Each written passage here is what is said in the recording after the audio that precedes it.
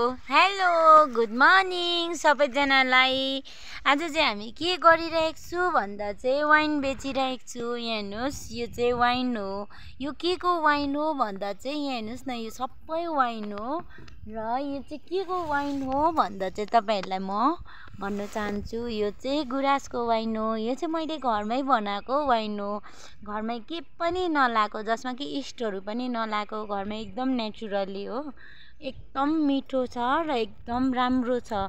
स्वास्थ्यको लागि पनि राम्रो हो, एकदम राम्रो। नानीहरूलाई दिँदा पनि बेस्ट हो। यो चाहिँ किनकि यो चाहिँ माछाको काँडाहरू अड्किन्छ नि, तब अड्क्यो भने पनि एकदम यो दियो भने चाहिँ नानीहरूलाई एकदम राम्रो हुन्छ, बेस्ट हुन्छ भनेर चाहिँ मैले दबाईको लागि बनाएको हो।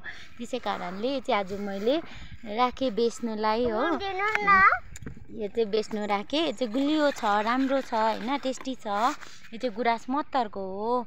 यो चाहिँ बर्से जाने रोड हो र मेन रोड हो बर्से जाने, यहीँबाट जान्छ सबैजना। यो चाहिँ जक्सम पर्छ, आउने गाडीहरू आउँदैछ, सबैजना फर्किनेहरू फर्किँदैछ। यो चाहिँ फर्किने चाहिँ यताबाट फर्किन्छ र यताबाट फर्किन्छ। यो चाहिँ यताबाट, यो चाहिँ बर्से भन्ने चाहिँ कहाँ पर्छ भनेर चाहिँ तपाईहरुलाई थाहा छैन होला कतिजनालाई चाहिँ।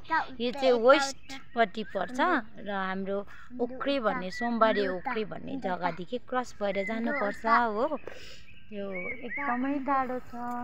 हेर्नुहोस्, गाडी पुरा आइरहेको छ हैन, गाडीहरू पुरा आइरहेको छ। जो चाहिँ वर्षेले गर्दाखेरि 2-3 दिन भइसक्यो। अस्ति सन्चबारदेखि चाहिँ गाडी चलेकै हैन, यति बेसी गाडी आएकै हो। गाडी आएकै आजभोलि चाहिँ पुरा नै गाडी आइरहेको छ। टुरिस्टहरू पनि हो, लोकलहरू पनि पुरा बेसी नै आइरहेको छ घुम्नुलाई। मजा पनि होला, घुम्नु पनि हो, मजा पनि हो, ठिकै हो हैन। रमाइलो पनि गर्नु पर्यो, छुट्टी हो, नानीहरूको पनि छुट्टी छ। आज चाहिँ म र नानी पनि वाइन बेच्दैछु आज चाहिँ। ल, thank you so much, by by.